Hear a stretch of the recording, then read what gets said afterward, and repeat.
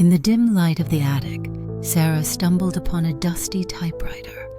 Intrigued, she sat down and began to type.